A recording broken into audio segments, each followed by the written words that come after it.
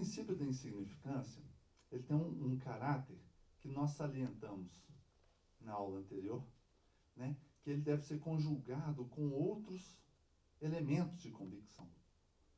Olha que interessante, Alex, então. Eu colecionei do artigo Princípio da Insignificância e Erro Excusável, eu colecionei um parágrafozinho só. Olha que interessante.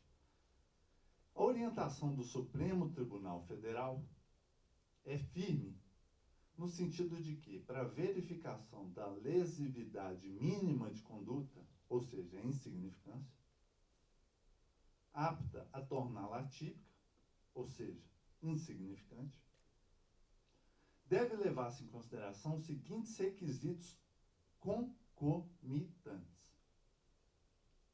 A. Mínima ofensividade da conduta do agente. Esse é o caso, por exemplo, dos vícios formais.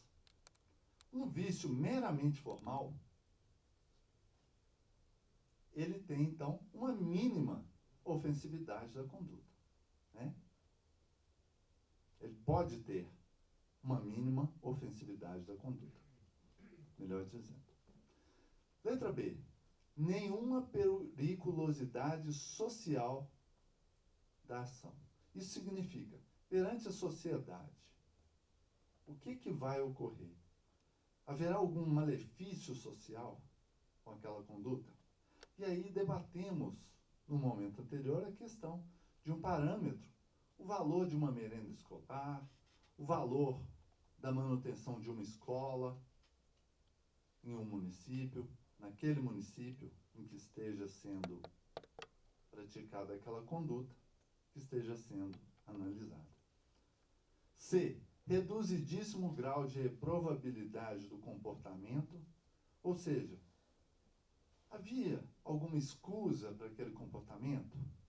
Havia uma crise financeira naquele município, uma calamidade pública, alguma outra situação concreta que dificultou ou impediu que se observasse as normas vigentes?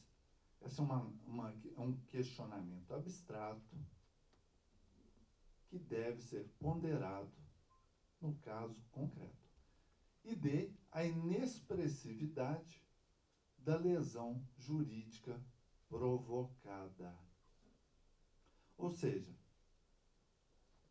estamos falando em violação a um bem jurídico tutelado. A insignificância, então, tem todos esses parâmetros de análise. E, por isso, ela deve ser cotejada com outros elementos de convicção para se concluir que realmente houve uma ação de bagatela, né? Houve, então, seria possível, então, a aplicação do princípio da insignificância. Muito bem. Adiante, quero trazer uma reflexão com vocês.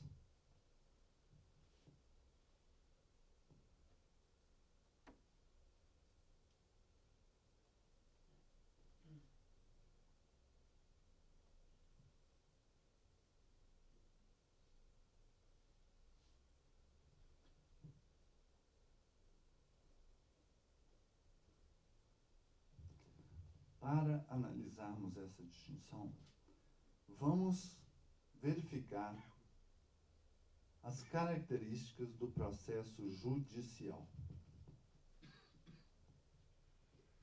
Então, o processo judicial, ele, via de regra, é uma atividade provocada, substitutiva, definitiva, indelegável, pública e indeclinável.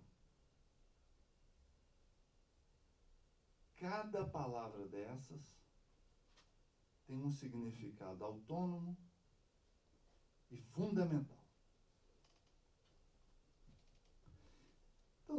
Quando dizemos que a atividade do Poder Judiciário é provocada, via de regra, isso significa que o particular traz uma demanda.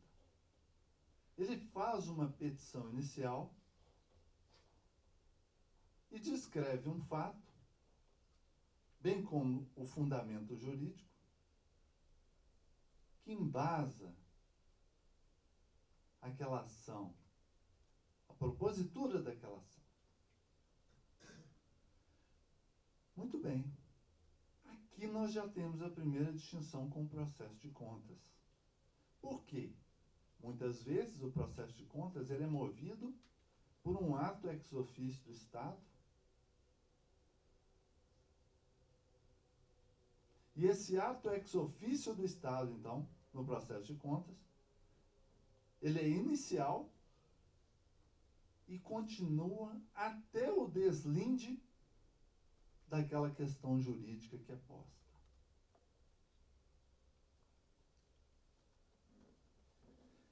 Uma exceção existe. Nos processos no egrégio Tribunal de Contas do Estado de Minas Gerais, de representação e denúncia. Porque aqui nós verificamos uma característica semelhante ao Poder Judiciário da atividade provocada.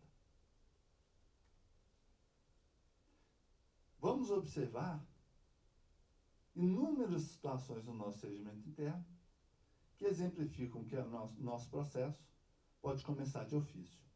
Como, por exemplo, a realização de uma auditoria in loco, uma auditoria de regularidade, ou até mesmo uma auditoria operacional que comece por iniciativa do nosso tribunal ao verificar no balanço geral do Estado que uma situação requer verificação.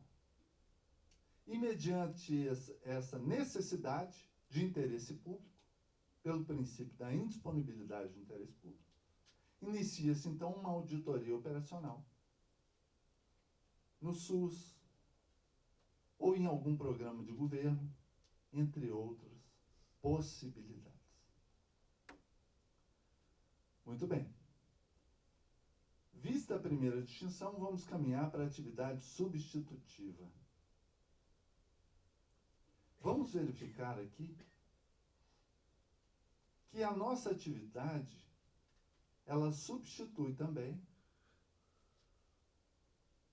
a vontade do particular que trouxe aquela questão. Então, tanto quanto nos casos do Poder Judiciário, a nossa atividade também substitui a vontade do particular, que trouxe aquela representação, que trouxe aquela denúncia a título de exemplo para nós. Então, aquele cidadão que trouxe a denúncia, ou aquela autoridade pública que trouxe a representação para o nosso egrégio tribunal, pode ter sua vontade, seu pedido confirmado ou rejeitado.